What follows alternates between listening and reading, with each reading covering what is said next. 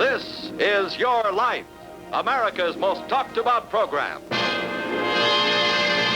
Brought to you by new Liquid Prel, the liquid shampoo that's extra rich. That's why it leaves your hair looking radiantly alive. Now, here he is, Mr. This Is Your Life himself, Ralph Edwards.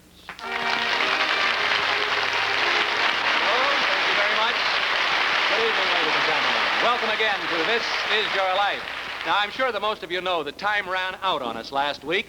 So wonderful was our subject's life and so packed with events and people that we just didn't get time to finish our show and present him with the surprises planned for his future. So we've asked this great guy and his lovely wife to return tonight. And here they are, ladies and gentlemen, Mr. and Mrs. Milton Berle. Here they are, right here.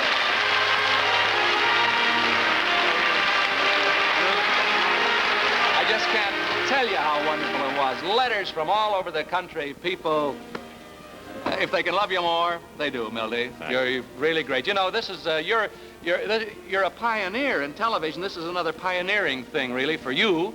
Certainly is for us. This is the first time this has ever happened on This Is Your Life, where we've had to go into the next week. And we're very grateful to both of you for coming here tonight. Milton, at this moment a week ago, let's see, Ruth was seated right over there. Do you want to go over there, Ruth? And Milton, you were right beside your lovely wife. We've got to stage this exactly as it was, you see. You were sort of dazed with surprise, old boy. And unbelief, weren't you? Well, quite a lot. Well, look at my nails. They're growing back now. Well, the great line was, he says, imagine Burl without anything to say, you know. People have been talking about that. The privilege and the honor of having you here was certainly ours, Milton Berle. Thank you very much. Now, Milton, so you can relive your reunion with your family and friends, this seems like the end of the show. Don't go away if you've just tuned in, ladies and gentlemen. This is the beginning. Crest will present you with a sound film of the whole program. For Mrs. Berle, Ruth, Marshall Jewelers of New York City have created this gold charm bracelet with each charm marking a step you took, Milton, to the very top of show business. Your theatrical club, Milton. Thank you very much. The famous Friars Club means a lot to you, we know. After years of leadership as abbot, your fellow members elected you abbot emeritus of the club. Great, high honor. So Crest has commissioned the nationally known artist David Immerman to paint your portrait, and that portrait of you will hang in a place of honor in the new Friars Club building in New York City. Fabulous. And Studio 6B at NBC New York is where you started your first great TV series, Milton. In appreciation of your great contribution to our industry, NBC is erecting a bronze plaque outside Studio 6B, which will say, in this studio, Mr. Television, Milton Berle, made television history. Our dedication ceremony will be held when you return to New York, Milton and Ruth. And Milton, there's another portrait which David Immerman has completed and brought here to unveil tonight.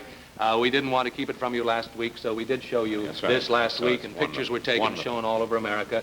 No face could be dearer to you than the one whose image he has captured. Here is a gift to you from Crest. It's a painting of your beloved mother, your mom, Sarah Berlinger. And isn't it a wonderful, wonderful thing? Come on over and sit, Mother. Hello, David. David Immerman. Hello, wonderful. This Thank you so much. is your life, Milton Berle. A good laugh is sunshine for the spirit and lengthens life, they say. Through your wit and your humor, you've given this priceless gift of laughter to your fellow man. God bless you. Now look, Milton. Come on now, I'm going to ask you to go into our audience, and we'll watch you pull the surprise on tonight's principal subject. Will you do it? What do you want me to do? We want you to go down and point out the subject to us. Would you do it? Well, you remember, you asked me. I'm not butting in, you know. No, that's right. I ask you, who in our audience tonight will be picked by Milton Berle? We'll find out right after we learn how important it is to discover Liquid Prel. Commercial, you see. Come on, boy.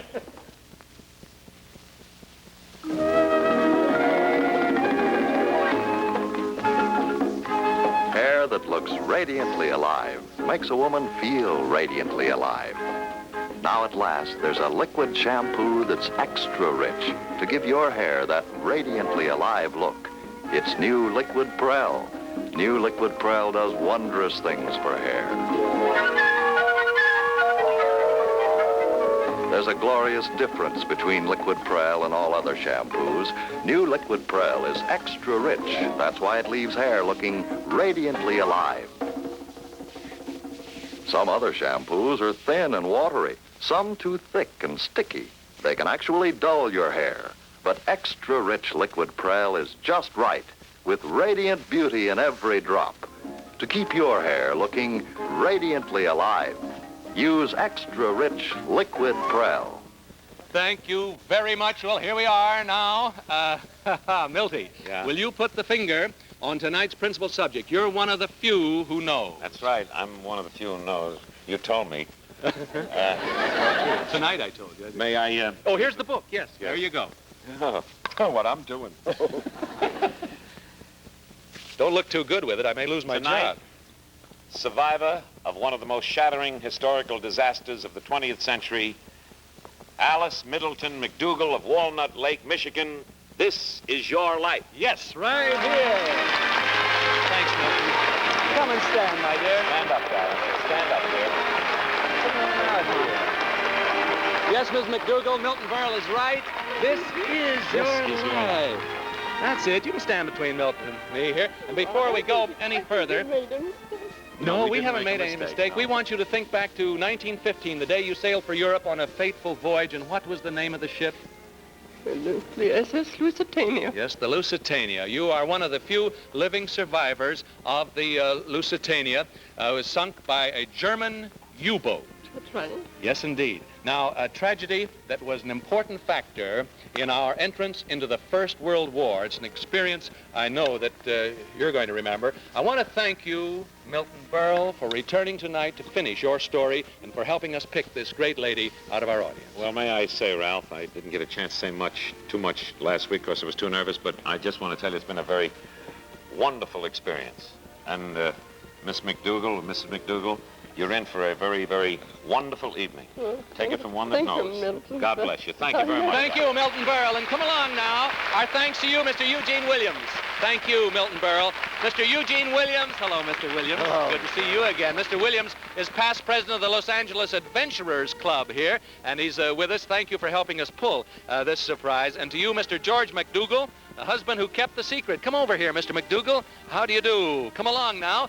You kept our secret for over 2 months, didn't you, sir? All right. Thank you. Now, here we go. Mrs. McDougall, you come along to our Prel Chair of Honor while we relive one of the most dramatic and history-making events on the calendar of the world. Here she is, and let's give her a little moral support, ladies and gentlemen.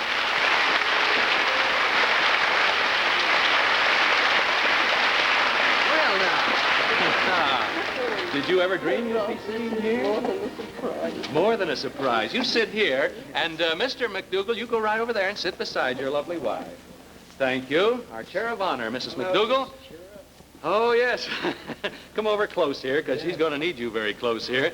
Now, Mrs. McDougall, we know that on the Lusitania, death brushed against you and nearly claimed you. You've always believed that you were saved from the Lusitania for some purpose, haven't you? That's right. Yes, indeed. What was that purpose? Well, I really think my mission in life wasn't fulfilled. I had something else in life, and I think that was to bring 2 beautiful children into the world. Well, this, we think, is important, so let's learn first what happened since your miraculous escape, and then relive your Lusitania adventure. This is your life. Alice Middleton McDougall.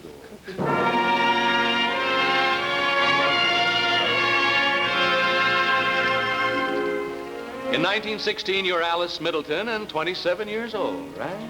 Right. Still shaken by your dread experience aboard the Lusitania in 1915, you returned from your native England to Seattle, Washington, where you'd been living with your brothers. That's right. You two didn't know each other then, did you, Mr. McDougall? No. How'd you meet, anyhow? Well, Mrs. McDougall's, Alice's parents lived right opposite us Yeah? in Birkenhead, England. And that's where we met. When she was visiting... Yes, well, my father got acquainted with her parents. Hmm? And he advised her. He said, my son is out there in Detroit, Michigan. If you, when you go back, you communicate with him. So she did.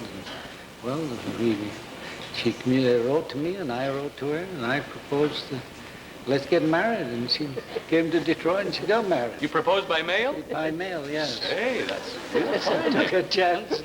On May 29th, 1917, you two were married. You, Mr. McDougall, are working for the Ford Motor Company when on March 9th, 1919, your son Hector is born. Yes. Ever since I can remember, Mother was interested in the life of her community. She's always been an ideal good neighbor. Yes, Miss McDougall, here to surprise you, from Detroit, Michigan, is your son Hector. Here's Hector right here.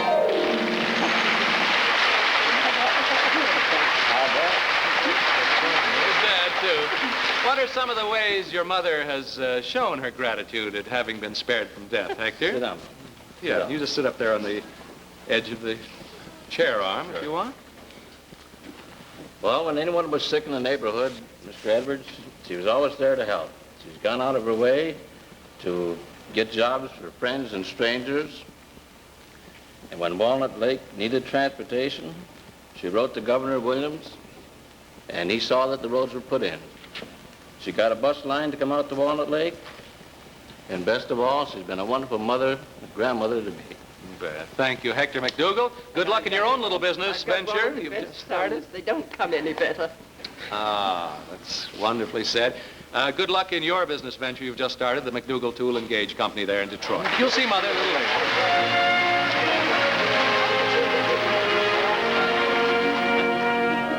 December 29th, 1921, your daughter Jacqueline is born. She wasn't a strong child, was she, Mrs. McDougall? That's right. On April 15th, 1932, she dies at the age of 11. That's right. The year before, in 1931, because of depression, layoffs, and medical expenses, you and your husband lose your little home in Detroit and eventually move to a small cottage in Walnut Lake. And there, as you live your fruitful life, you must often muse over your fateful past that for you began May 26th, 1889, in a little house in Birkenhead, England, as the daughter of John and Georgina Middleton. At 22, you decide to come to the United States and join two of your brothers who had already emigrated to Seattle, right? Why did you decide to come to America, Miss McDougall? Well, I had very poor health when I was in England, and the fogs, the London fogs, and that was very bad. So my brothers I had two brothers in Seattle, and they said that I'd better come out there and try the climate. Yes. Which I did. And I stayed 4 years when the war broke out. Yes, the wheel of fortune takes its first spin for you after the death of your father in 1914. That's right. You and your brother Bill decide one of you will go to England and bring back your mother. That's right. Now, how did you decide which is to go, Mrs. McDougall? Well, we went over to the shipping office. We both saved our money. And we went over to the shipping office, and we tossed the coin on the counter who should go. And it fell to my brother. So next day I saw him off on the train for New York, and of course to England.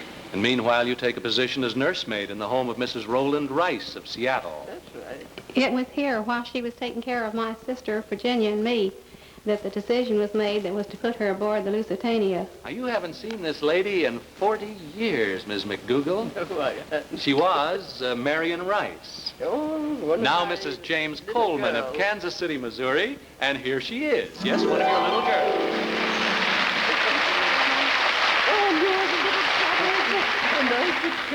How tall was she when you last saw Yes, her? a little tot like that.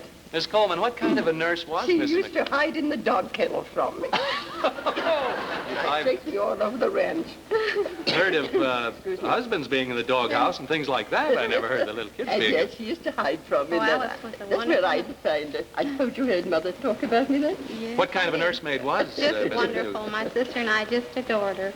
But then when you heard your brother Bill was having trouble getting your mother over here to America, why you made the decision to go to England together, but we certainly hated to lose you. I bet you did. Thank you, Certainly Mrs. did. James Well, Coleman, you know. from Kansas City. We'll see you later.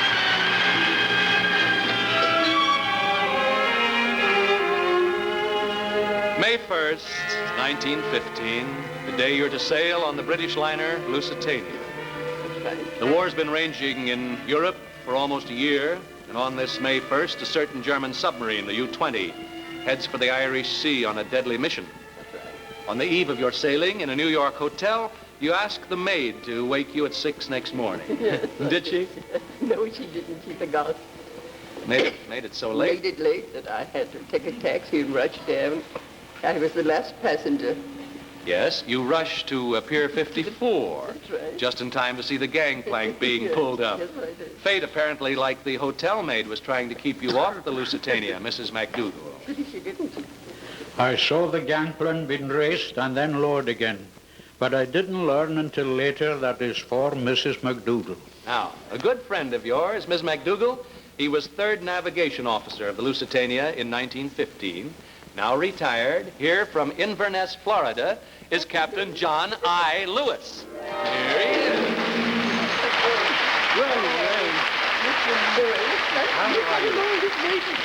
Well, I'm so glad to see you. Looking so well. No. Now, This has been a surprise of my life. you say you saw the gangplank raised and lowered again, Captain I Lewis? certainly did. I happened to be the mail officer on the ship, and just when coming on board, after checking the mail, a shout came from the shore, wait a minute. And I happened to turn around and saw a lady coming up the gangplank. Mm-hmm. I learned this is her Yes. afterwards. By another stroke of fate, you, Mrs. McDougall, find yourself upon the Lusitania. Thank you, Captain John I. Lewis. Thank you, sir.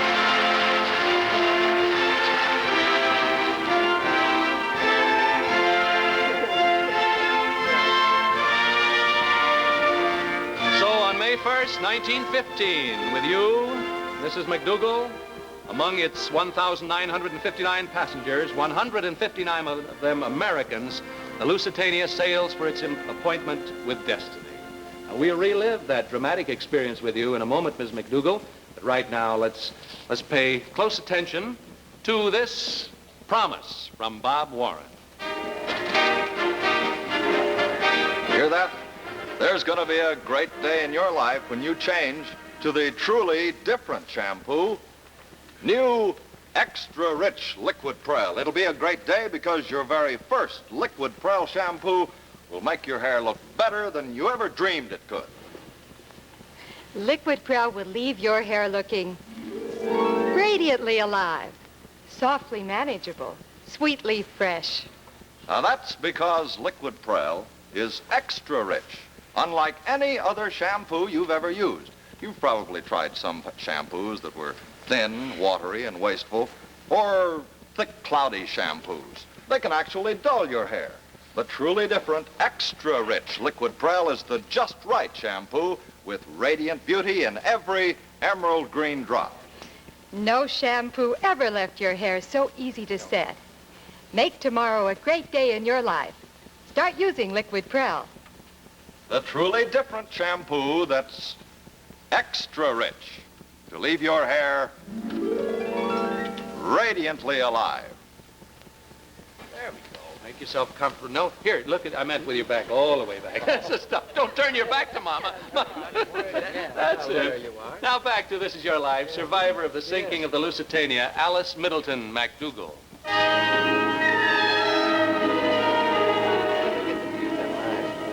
May 1st, 1915, in spite of Imperial Germany's published warnings, the very morning of the Lusitania sailing, at this early date in the war, no one believes that an unarmed transatlantic liner bearing 159 neutral Americans could be torpedoed without warning. Then comes the morning of May 7th. The German sub U-20, prowling little more than 100 miles away, has already sunk 3 ships within the last few days. Where is the Lusitania the morning of May 7th, Miss McDougall? No, we were round in the coast of Ireland, and it was really a beautiful morning. We went down to lunch.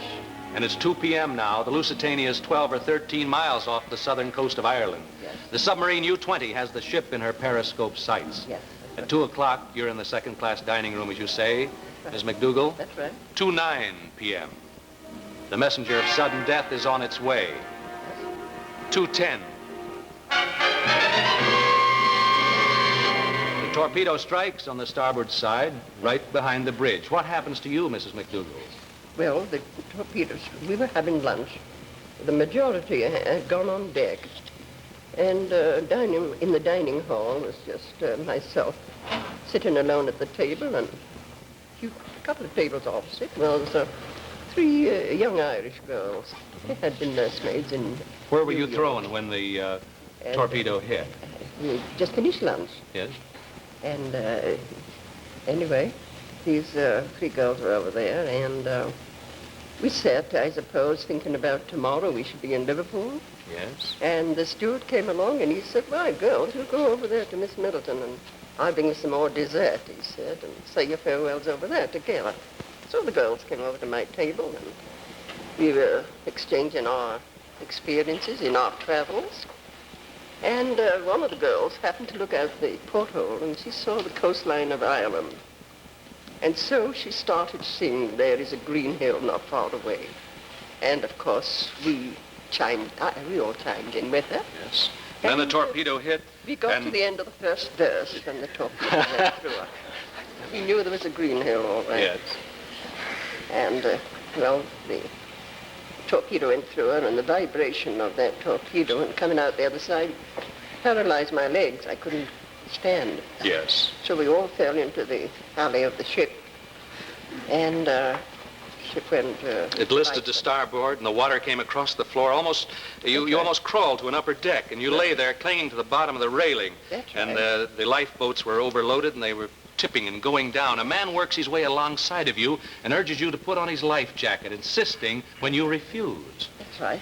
It was through reading an article of mine many years later that Mrs. McDougall learned the name of the man who gave her that life jacket. Yes, a good friend of yours, Ms. McDougall, famed author, a deep-sea diver, producer of the television program Kingdom of the Sea. Here is Colonel John D. Craig. Here is Colonel Craig.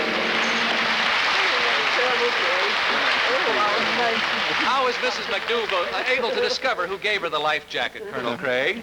I was in England in 1935 photographing for the salvage operation, the Lusitania, and there I met Robert Chisholm, the second steward of the Lusitania.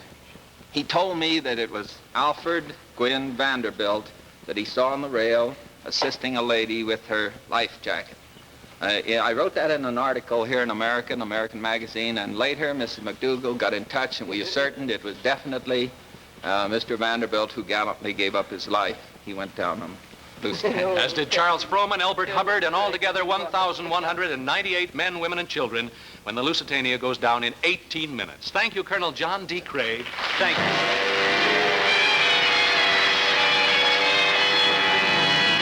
And the reason I was rushing you at that point is because Colonel Craig is rushing to his television show out here on the coast, which goes on in 8 minutes, you see, and he has to run to make it. Forgive me for butting in on you.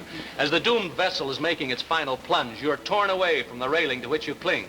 Yes. Now, will you tell us briefly what happened to you before you were actually rescued, Mrs. McDougall? Yes, as soon as he tied this belt on me, a huge wave came and washed him overboard. And I saw him go, and then I waited for the next wave, and that took me over. And she was going down, nose first then. Oh, the second torpedo hit her first then. The second torpedo hit her, and then she took a nosedive, and she was going down fast. And you see, with the suction of that huge liner going down, she drew me to the side and drew my head in the porthole and took me down with her. That tore my neck all open here. Yes. And kept it in there till the suction was over. And you actually lost consciousness finally, didn't you? And now, Ms. McDougall, to learn more of what happened to you in 1915, we go to Queenstown. You had put your hands over your ears, as you remember, to keep out the pressure. You felt an orchestra was playing. It was actually the pressure. Yes. But this Queenstown is now known as Cove, Ireland, and we take you now to the doctor who took care of you there, Dr. John O'Connor, who has been unable to leave his practice to be with us this evening. Good evening, Mrs. McDougall. The Lusitania lies out there some few miles. The boat that brought you ashore landed you just here. You were placed with some survivors and dead bodies in a row.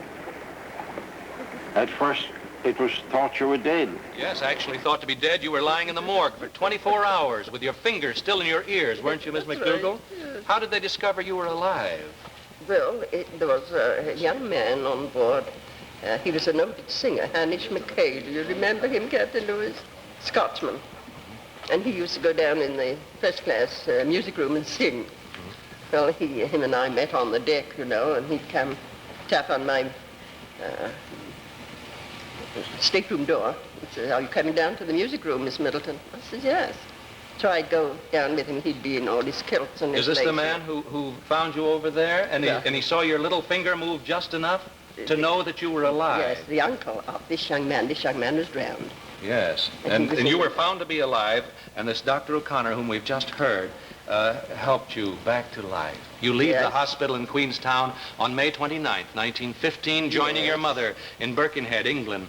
Did she consent to return to America with you? No, she wouldn't. So And you- so I said, well, Mother, I said, if you don't come, I said, I've got to go back alone because I said, I'm going to die very soon here. Because I couldn't stand the noise of the Zeppelins going over, you know. You make the return journey alone, your mother dies, you're married to George McDougall here, and the rest we know except this. After the loss of your daughter Jacqueline, your maternal affection centers not only on your son Hector, but on a niece who was orphaned as a child. That's your right. brother William's daughter. She lives in England, and out of your own limited resources, you and your husband used to send food, clothing, whatever you can Yes, spare to help her. yes, What's that's her right. name, Miss McDougall? Gertrude? Brocklebank. Right. She's no longer a child. It's the last name you were fighting for. I know. I've had a time. Now, happily married. You've Yes. never seen your niece, No, have you? never, Never no, ever? no, Well, never. since this is your life, Miss McDougall, and Gertrude's very much a part of it, here she is, flown from Birkenhead, England, your niece, Gertrude Brocklebank. Oh, my dear. My little girl. I know this is something you've looked forward to for a long time. Is that right, Gertrude? Yes, I'm a firm believer in prayer, and I've always knew that Auntie Alice and I would meet. But I can't believe this actually happened. Thank you very much. Oh, and you Thank you. flown right over the ocean to come This see me. is your alive Alice Middleton McDougall, who, profoundly grateful for a life given back to her, has used it unselfishly in the service of others. One of the very few women in the world who, along with two English queens and Florence Nightingale, has received the coveted freedom of the City of London. Well, we've voyaged from your past to your present. You just sit down there with Auntie. In a few moments, we'll look into your future. But right now, we urge all of you to concentrate on this important message. In 1846, science achieved triumph over pain with ether. In 1929, triumph over infection with penicillin. Now, in 1956, triumph over tooth decay. Available to everyone everywhere as Procter & Gamble announces Crest toothpaste. Yes, after years of research into the decay-preventing miracle of fluoride, Procter & Gamble brings you Crest with Fluorestan, its exclusive stannous fluoride formula, proven the greatest decay preventive in any toothpaste. Crest with Fluorestan is the only toothpaste that provides a major reduction in tooth decay. Crest works in an entirely new and different way. Crest with Fluorestan actually combines with your tooth enamel, strengthens the enamel itself to lock out decay from within. No need for you and your family to wait helplessly for cavities. Start now to triumph over tooth decay. Get Crest toothpaste with Fluorestan. Mrs. McDougall, Prell is going to have a beautiful party in your honor at the Hotel Knickerbocker here in Hollywood, where all your friends have been staying. And also, Prell has this memento from Marshall Jewelers, gold charm bracelet there. For your husband, George, Prell has this appropriately engraved diamond-encrusted bull of a watch. Self-winding, shock-resistant, there you are. And Prell also has for you, Ms. McDougall, a film of tonight's program and a 16-millimeter Bell & Howell projector to show it on and to record the future, this Bell & Howell 16-millimeter movie camera. Now, Mrs. McDougall, we know that working so much to help other people, transportation is of the utmost importance. So Prell has made arrangements with the Mercury Dealers of America to present you with this magnificent representative of their Big M line, the new 1956 Mercury Phaeton, the most beautiful four-door hardtop on the American road. How about that, all right? This is your life, Alice Middleton McDougall, a life that has splendidly weathered storm and disaster. May your ship forever find a safe and happy port for both you and Mr. McDougall. Good night, and may God bless you. Good night. Thank you. Yes, indeed. Our guests are flown here by TWA, Trans World Airlines. You now fly the newest and most luxurious airplane in the skies. Fly the finest. Fly TWA Super G Constellation.